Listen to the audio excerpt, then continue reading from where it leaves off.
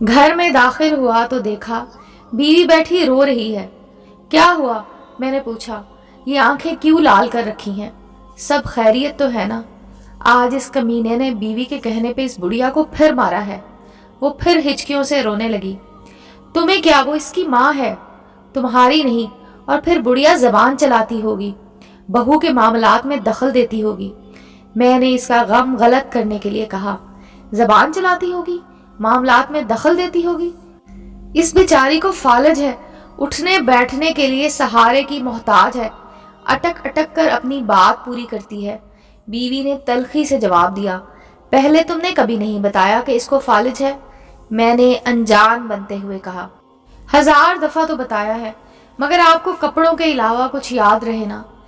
मैंने बीवी को कहा, चलो छोड़ो, हम कर भी क्या सकते हैं। मैंने मौजू बदलने की कोशिश की, मगर दिल करता है कि बुढ़िया को अपने घर ले आऊं कुछ दिनों के लिए। मेरी बीवी ने कहा। क्या कहा? पागल हो गई हो? पराई मुसीबत अपने गले डालोगी? मुझे इसकी सोच पे गुस्सा आ गया। सिर्फ हफ्ते भर के लिए। इसने मेरे गुस्से को नजरअंदाज करते हुए कहा। शायद वो पहले से ही सब प्लान करके बैठी थी। नहीं नहीं, ये नामुमकिन है। और फिर वो क्यों देने लगा अपनी माँ हमको? मैंने कहा, इसकी बीवी कई मर्तबा कह चुकी है कि बुढ़िया कहीं दफा तो हो नहीं सकती, कुत्ते की सी जान है, मरती भी नहीं। बीवी ने कहा, अच्छा ये कहती है वो? मैंने बीवी का दिल रखने के लिए कहा, बस अब आप मान जाएं और इसको अपने घर ले आएं। ये कहते हुए मेरे पहलू में आ बैठी। और यही इसका खतरनाक हमला होता है, अपनी बात मनवाने का। अच्छा जी, अब इस बुढ़िया को घर लाने की जिम्मेदारी भी मुझ पर डाल रही हो, और ये तो सोचो कि तुम इसको संभाल भी लोगी। मैंने कहा, अपने बच्चे तो है नहीं, मैं भी घर में सिवाय टीवी देखने के और क्या करती हूँ। चलो वो आ जाएगी तो मेरा दिल भी बहला रहेगा।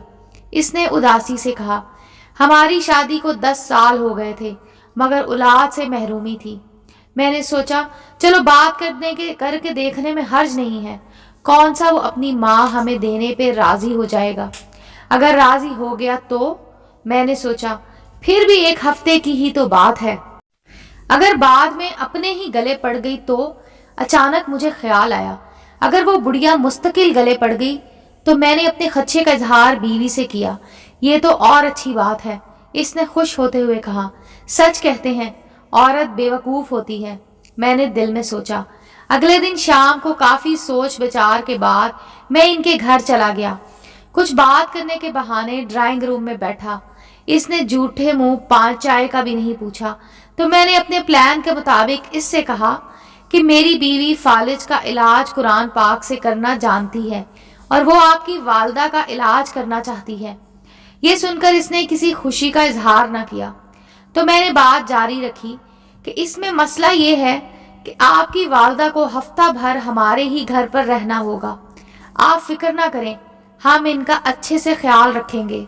ये सुनकर इसके चेहरे पर शर्मिंदगी और खुशी के मिले जुले असरात पैदा हुए। इसने थोड़ी सी बहस के बाद इजाजत दे दी। मैंने उठते हुए कहा कि इलाज में 15-20 दिन भी लग सकते हैं। इसने और भी खुशी महसूस की। कहने लगा, सलीम साहब, मैं तो चाहता हूँ कि मेरी माँ ठीक हो जाए, भले महीना लग जाए। और यूं इस तरह अम्मा मुस्तकिल हमारी ही होके रह गई। अगले दिन वो बुढ़िया हमारे घर मुंतकिल हो गई। बस वो बुढ़िया क्या थी, सफेद रुई का गाला सी थी, नूर का एक ढेर सा था, लागिर सी, कमजोर सी, जैसे जमाने भर के गम इसके नौरानी चेहरों और झुर्रियों में छुपे हुए थे। आंखों के बुझते चिराग, कपकपाते होंठ, मुनासिब खुराक और देखभाल ना होने की वजह से हालत और ज्यादा खराब थी। मेरी बीवी तो तन मन धन से इसकी सेवा में जुट गई थी। इसके लिए हर चीज नई खरीदी गई। बिस्तर, कंबल, चादरें, कपड़े, अच्छी खुराक और खिदमत से अम्मा के चेहरे पर रौनक आने लगी। पता ही ना चला महीना गुजर गया। पहले इसकी बहू हर 2 दिन बाद आती रही, फिर 4 दिन का वक्फा हुआ, फिर हफ्ता होने लगा। अम्मा को वापस ले जाने की बात ना इसने की ना हमने की। दूसरा महीने में भी वो एक ही दफा आई। घर की मसरूफियत का रोना रोती रही। तीसरे महीने के बाद इसने आना बंद कर दिया। मैंने बीवी से कह दिया कि अब अम्मा तुम्हारी जिम्मेदारी बन गई है, अब तुम संभालो। बीवी ने खुशी का इजहार किया। ये गालबन 7वां महीना था कि इस आदमी को इसकी बीवी ने कत्ल कर दिया और बाद में वो खुद भी पकड़ी गई और यूं अम्मा सिर्फ हमारी ही होके रह गई। इधर जैसे जैसे अम्मा की तवानाई बहाल हो रही थी और चेहरे पर रौनक मुस्कान आने लगी थी, वैसे वैसे मेरा कारोबार तरक्की करने लगा। ऐसे लगता था जैसे मुझ पर धन बरसने लगा हो। साल भर में मेरी 3 दुकानें हो चुकी थी। तीसरे साल हम तीनों में, मियाँ बीवी और अम्मा ने हज की सआदत हासिल की। गुलिस्तान जौहर में 500 गज का बंगला खरीद कर वहां शिफ्ट हो गए। अम्मा हमारे साथ 7 साल रहीं। हर पल इनका हमें दुआएं देते गुजरता और हम मियाँ बीवी खुशी से फूले न समाते। अजीब करामत ये हुई कि अम्मा की बरकत और दुआओं से अल्लाह रब्बुल इज़्ज़त ने मुझे औलाद से नवाजा। आज वो हमारे दरमियान नहीं है, मगर इनकी कमी शिद्दत से महसूस होती है, जैसे कोई अपना कहीं खो गया हो। हमने भी कभी इनसे इनका नाम तक न पूछा, बस इनसे एक खलूस का रिश्ता था। पिछले दिनों मेरी बीवी बहुत खुश थी। वजह पूछी तो कहने लगी, मैंने एक ख्वाब देखा है। कैसा ख्वाब? मैंने पूछा।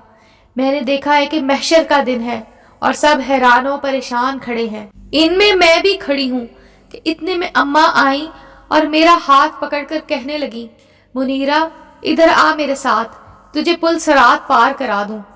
मैं इनके साथ चली गई। हम एक बाग से गुजरे। थोड़ी देर में बाग खत्म हुआ तो एक बड़ा सा मैदान आ गया। तो अम्मा कहने लगी, बस हो गया पुल सरात पार। मैं हैरान हुई तो वो भी जोर से हंसने लगी।